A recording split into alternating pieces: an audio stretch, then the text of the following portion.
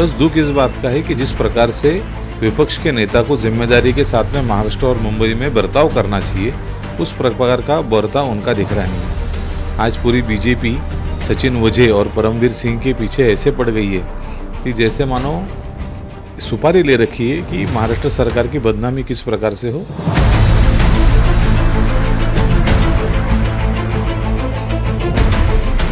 नमस्कार, आप सभी दर्शकों का CN न्यूज़ चैनल में स्वागत है। आज बात करने जा रहे हैं महाराष्ट्र की राजनीति के ऊपर।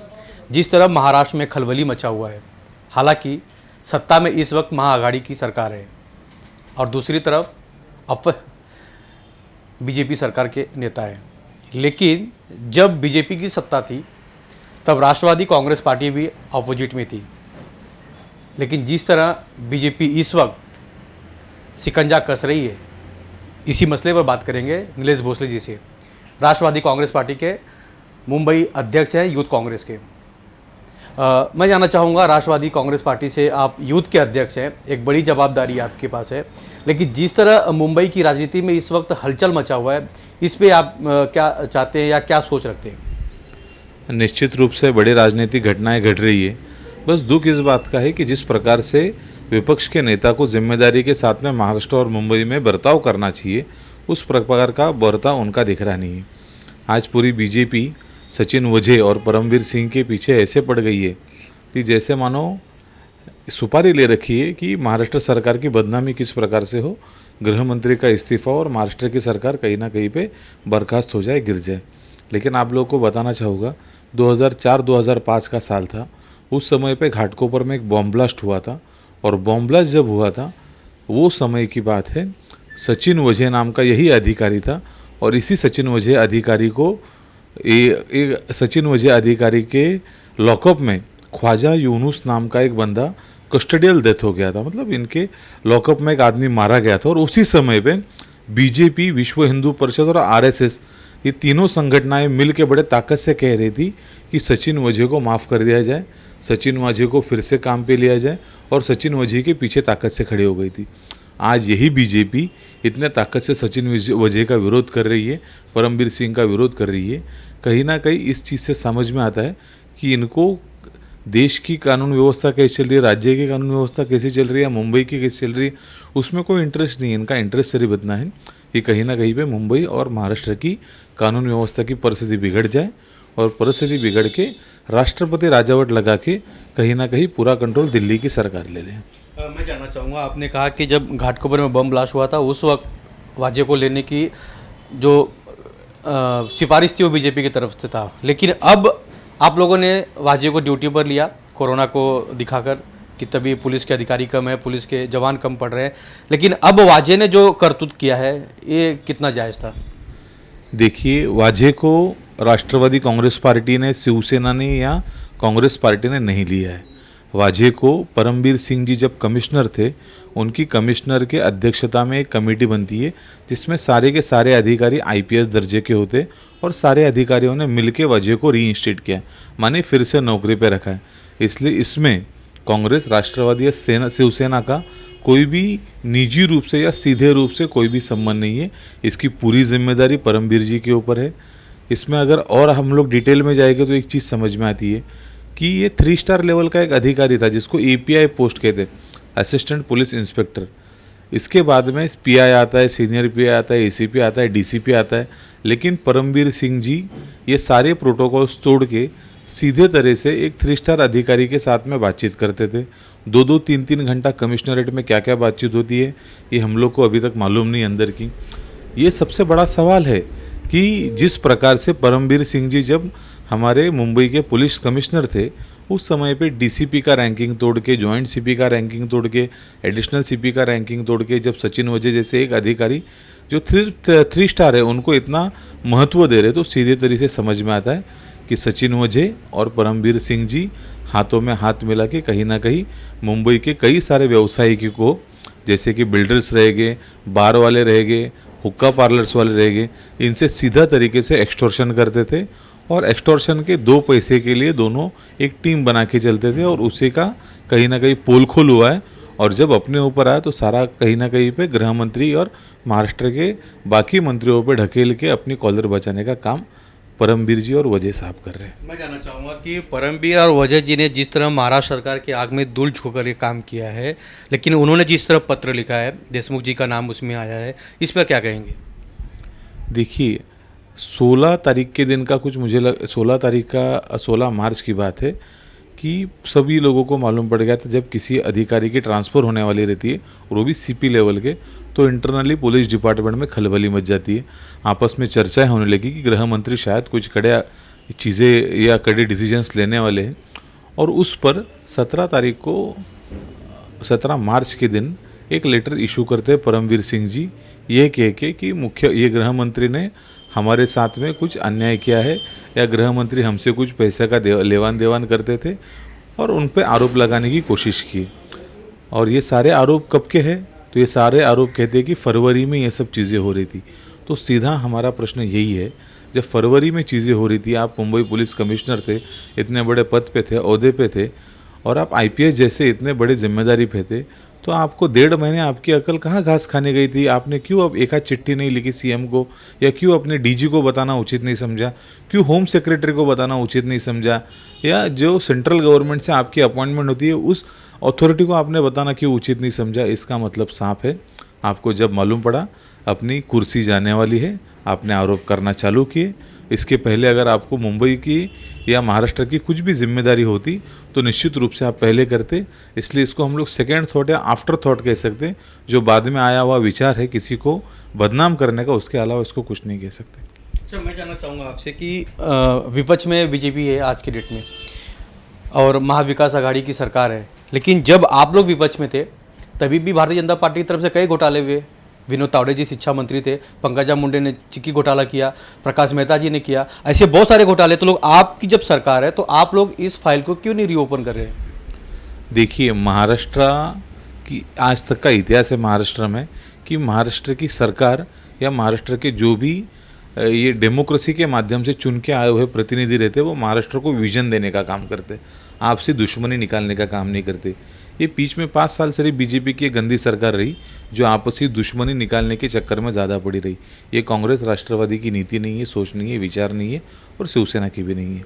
इसलिए हम लोग दुश्मनी निकालने के बजाय जो भी आधिकारिक रूप से, जो कानूनन रूप से रहेगा, हमको जहाँ जहाँ लगेगा ये कुछ गलत है, हम वहाँ के ऑफिसर को कंप्लेंट करेंगे, उसकी छानबीन करने के लिए कहेंगे, और निश्चित रूप से अगर घोटाला हुआ होगा तो उस बंदे को अंदर डालने की व्यवस्था भी करेंगे। लेकिन सिर्फ बीजेपी वालों ने हमारे विरोध में कुछ बोला इसलिए हम लोग उन पर कार्रवाई करें, ये गंदी राजनीति कांग्रेस, राष्ट्रवादी या शिवसेना की संस्कृति में नहीं आती। मैं जानना चाहूँगा कि मुलुंड में कल आग लगा था, उसमें भी महानगर पालिका और शिवसेना की जो सरकार है आप लोगों की, महाविकास आघाड़ी को घेरने की बीजेपी ने कोशिश की कि आप लोगों ने कोरोना के लिए वहाँ पे अस्पताल का कैसा परमिशन दिया और वहाँ पे फायर ब्रिगेड का ऑडिट नहीं था, ये सब चीज़ें नहीं थी, इस पर क्या?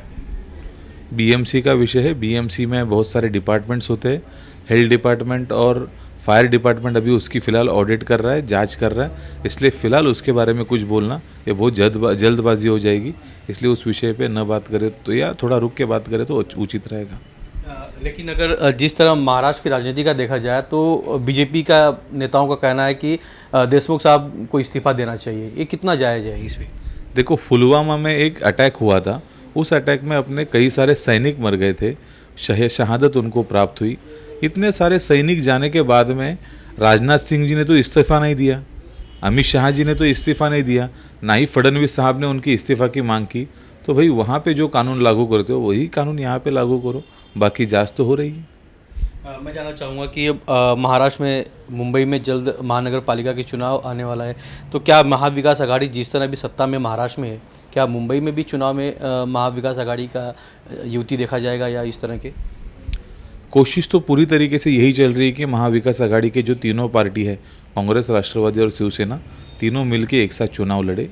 बट निश्चित रूप से हर पार्टी के हर कार्यकर्ता को लगता है कि कम से कम कॉरपोरेशन चुनाव या जो लोकल बॉडीज़ के चुनाव रहते, वहाँ पे हम लोगों को अलग से लड़ने का मौका मिले, ताकि हर कार्यकर्ता को अपने अपने विभाग में हम लोग कुछ अलग विजन से काम कर सकते, ऐसे दिखाने की इच्छा रहती है। और हर कार्यकर्ता, हर पार्टी का हर कार्यकर्ता जब एरिया में इतने साल काम कर रहा है तो उसको भी इच्छा रहती है कि हमको भी यहाँ पे चुनाव लड़ने का मौका मिले। इसलिए आपसी रंजिशें न पैदा होते हुए कितने हम लोग इसको प्यार मोहब्बत से सेटल करके सभी कार्यकर्ताओं को सम्मानित रूप से आगे बढ़ने का मौका दे, इस पे बातचीत चालू है। यूथ आपका अगर देखा जाए तो राष्ट्रवादी कांग्रेस पार्टी के मुंबई अध्यक्ष हैं आप यूथ विंग के। किस तरह युवाओं का किस तरह का आपने यहाँ पर टर्निंग पॉइंट देखा है, या युवाओं को कितने युवाओं को टिकट मिलने की संभावना है, या आप अपने पार्टी से युवाओं के लिए कितने लोगों के लिए टिकट मांग सकते हैं इसमें? इस विषय में हमारी अभी पार्टी के आला कमान से बात हुई। आदरणीय पवार साहब और सुप्रिया ताई ने वैसे डायरेक्शंस दे रखे हैं जयंत पाटिल साहब और नवाब मलिक जी को, जो हमारे मुंबई के अध्यक्ष है, और दोनों स्तर पे हमारी मीटिंग्स भी हुई है, चर्चा भी हुई है। आने वाले महानगर पालिका में कम से कम 30 सीटें राष्ट्रवादी युवक कांग्रेस पूरे मुंबई से लड़ेगी। ऐसे हमने उनको लिस्ट भी बना के दे रखी है, और हर कैंडिडेट्स के पीछे पार्टी ने अभी उस एरिया में जाके क्या क्या काम करने चाहिए वो सारे मंत्रियों को बता के, विधानसभा के सदस्यों को जो बाहर की जगह से आते हैं या विधान परिषद के जो सदस्य हैं उनको बता के उस एरिया में, उस विभाग में विकास के कामों को भी गति देने का कहीं ना कहीं पे प्रयास चालू किया, ताकि उन जो कॉरपोरेशंस के जो कैंडिडेट्स रहेंगे उन कैंडिडेट्स को अभी से मदद होना वहाँ पे चालू हो जाए। मैं जानना चाहूँगा, वाजे प्रकरण के बाद जिस तरह देशमुख जी का इस्तीफा बीजेपी मांग रही थी, अब आगे मसला रुका है रश्मि शुक्ला पर। जिस तरह फ़ोन टैप को लेकर, या जिस तरह जो सरकारी जितने भी नंबर्स हैं सबको रिकॉर्ड करना और फिर उसकी माहिती या उसका जितना भी वो बीजेपी के पास जाना, ये सब कितना जायज़ है, क्या कहेंगे इस पर? देखिए, आपको एक चीज़ सीधे समझनी पड़ेगी कि जो दो ऑफिसर का हम लोग बार बार नाम ले रहे हैं, एक है परमबीर सिंह IPS, दूसरी है रश्मि शुक्ला IPS।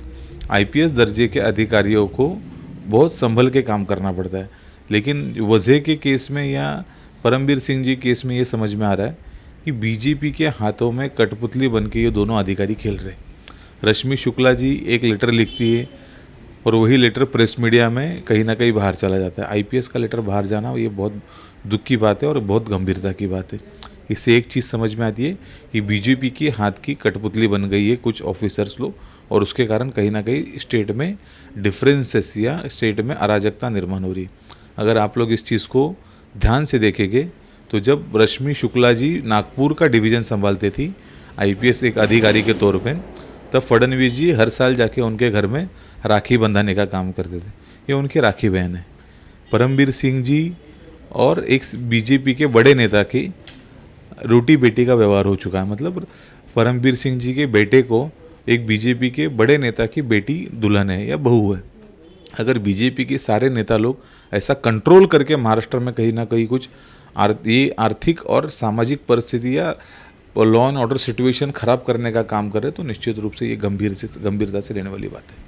अगर देखा जाए तो महाराष्ट्र में विकास आघाड़ी की सरकार 5 साल निकाल सकती है, हालांकि 1 साल के ऊपर हो चुका है अभी महाविकास आघाड़ी की सरकार को, लेकिन बीजेपी की तरफ से जिस तरह बार बार शिकंजा कसा जा रहा है, बार बार आप लोगों के ऊपर आरोप लगाया जा रहा है, क्या ये सरकार 5 साल निकाल सकती है, या आने वाला जो दिन है इसमें जो विकास कार्य होने वाले हैं उसमें कुछ बाधाएँ हो सकती है?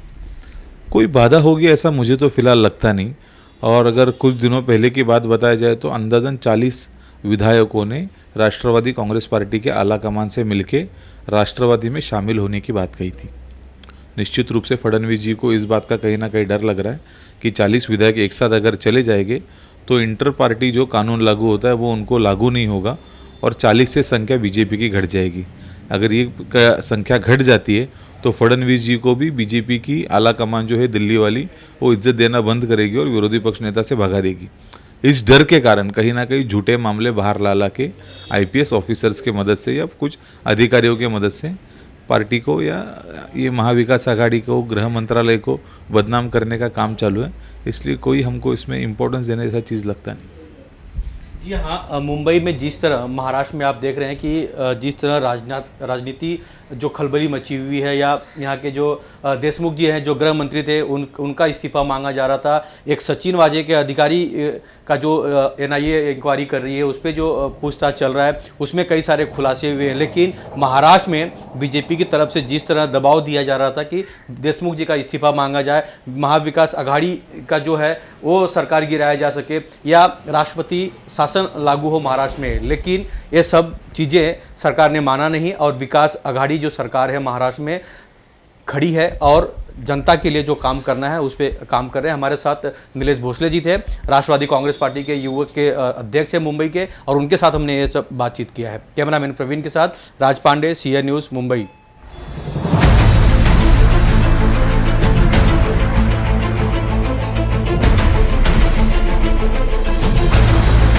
बस दुख इस बात का है कि जिस प्रकार से विपक्ष के नेता को जिम्मेदारी के साथ में महाराष्ट्र और मुंबई में बर्ताव करना चाहिए, उस प्रकार का बर्ताव उनका दिख रहा है। आज पूरी बीजेपी सचिन वजे और परमवीर सिंह के पीछे ऐसे पड़ गई है कि जैसे मानो सुपारी ले रखी है कि महाराष्ट्र सरकार की बदनामी किस प्रकार से हो।